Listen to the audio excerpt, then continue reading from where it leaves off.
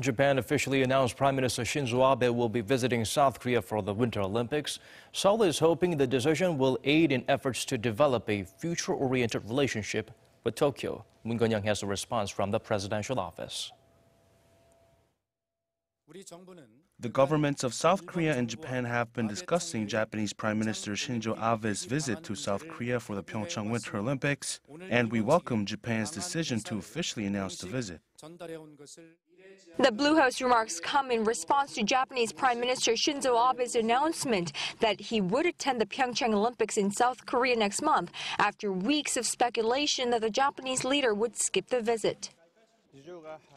If the situation allows it, I want to attend the opening ceremony of the PyeongChang Olympics.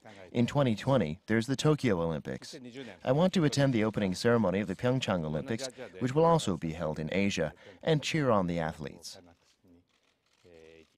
Abe's announcement brushed aside concern that he would not take part due to an ongoing bilateral feud over a 2015 agreement on comfort women, a euphemistic term referring to the victims of Japanese sexual enslavement of Korean women before and during World War II.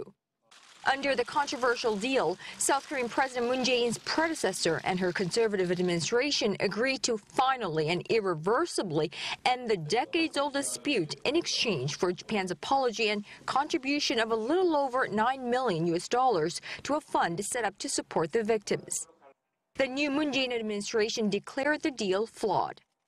일본이 그 진실을 인정하고 또 피해자 할머니들에 대해서 진심을 다해서 사죄하고 그리고 그것을 교훈으로 삼으면서 다시는 그런 일이 일어나지 않도록 국제사회와 함께 노력해 나갈 때 그러면 할머니들도 그 피해를 용서할 수 있을 것이고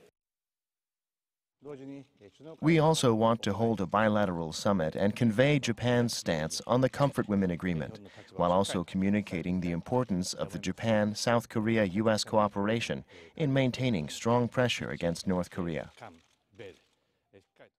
No, the Blue House plans to maintain its own stance on the issue of Korean victims of Japan's wartime sexual enslavement, while also seeking close cooperation with Japan so that Mr. Abe's trip this time around could lead to the development of a future-oriented relationship between the two countries. How the two leaders work out their kinks and put their heads together to solve another huge issue facing them, North Korea's nuclear threat, the entire world will be closely watching from here on out. Connyoung, Arirang News, the Blue House.